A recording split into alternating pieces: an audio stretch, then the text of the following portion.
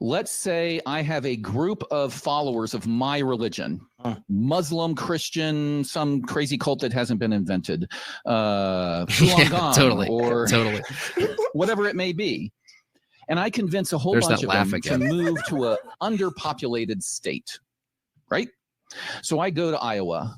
I'm the Mormons, right? I go to Utah. And all of a sudden, I start winning elections. Yeah. And then that government, it doesn't punish me for being not a Mormon or not a Falun Gong member, but it starts taxing me and taking the money it taxes from me and giving it to the Mormon church to. Oh, you mean like secularism? Like, you mean how secularism taxes us and then gives money toward secular humanist ideologies that teach that in school? You mean like that? That's interesting that you're using this. You mean getting taxed and, I don't know, paying for a rainbow on a crosswalk? You mean like that? To run schools and to teach their philosophy, or yeah, they like they do in secular schools. That like, these people are so full of shit. They think because categorically in their head, secularism is just the absence of God, and anything informed by God is bad for government, but anything informed by the absence of God must be totally fine, even if you're doing the same exact methods he's describing. These people are so unaware. They're so lacking of self-awareness that it's unfortunate the caller doesn't have the wit and the ability in real time to go, sounds like secular school, sounds like a secular system right now. Gives it to it was a Muslim majority that invaded the state and took it over and started passing laws where we're going to tax me and give my money to imams that are going to go out and preach about Islam. That's a much more realistic example. And that's exactly the argument that Jefferson made back in 1786. In fact, the argument he made was even more subtle than that. He said, of course that would be wrong. This tax, take your money and give it to this preacher that you might disagree with. Yeah. So you guys do that in secularism. That's why they keep saying, oh, Christian nationalism, scary, scary. Secular nationalism is in effect.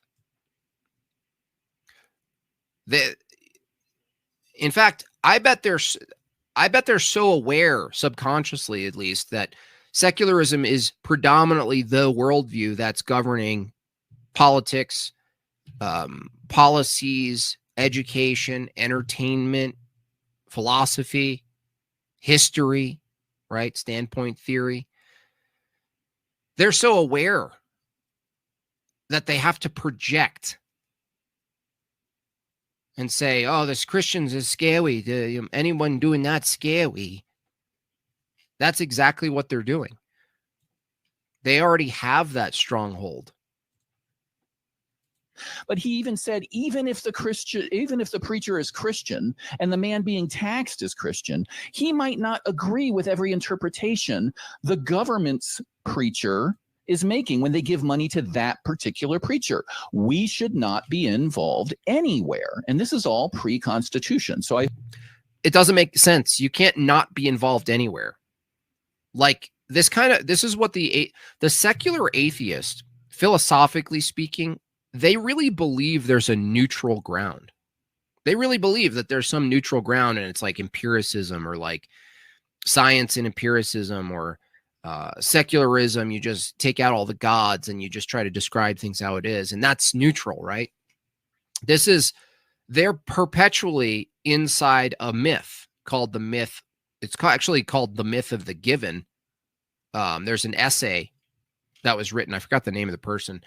The myth of the given. And it really kind of establishes the core problem here with all of this secularism now, which is he's pretending to advocate for a government system that's informed by no baseline dogma.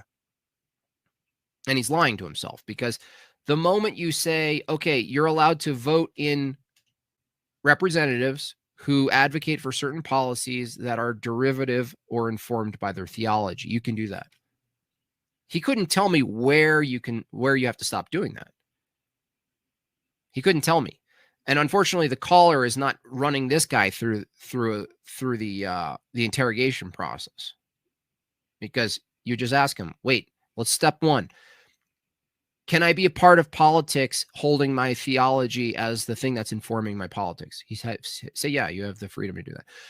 Can I advocate, at the macro scale to get people behind me, my constituents, voting for certain policies that are informed by my theology? He would then go, wait a second. Sellers, right. Thank you for that, Hank. Wilfred, Stalker, Sellers, yeah. Thank you for that. So we would ask him, what's his threshold? If you ask him the threshold for secularism, there is no threshold. Take your worldview, mandate teaching, the Big Bang, evolution, nihilism, ultimately life is meaningless, whatever it is, teach the gay stuff, teach the kids how to diddle themselves earlier and earlier, this kind of stuff, right? Suddenly that policy is passed, right? And the Christian goes, wait a second, I'm not paying, I don't want to pay for this. It's worldview versus worldview. This is my point. Church and state, the separation of church and state, this myth, aside from descriptively saying the church and the state are separate entities, anything beyond that, saying there's no relationship between the church and the state, is a myth. That you can't govern without some sort of paradigm that's informing how you're governing. So even if you took a very basic Enlightenment,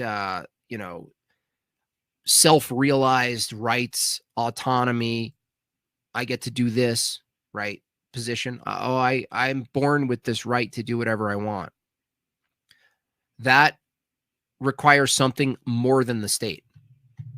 Right off the bat. If you say my rights already require something more than the state itself. So what is it? What is that? That's like saying,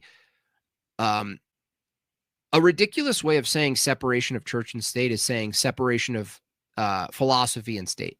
That's like saying, oh, we have a separation between worldview and state.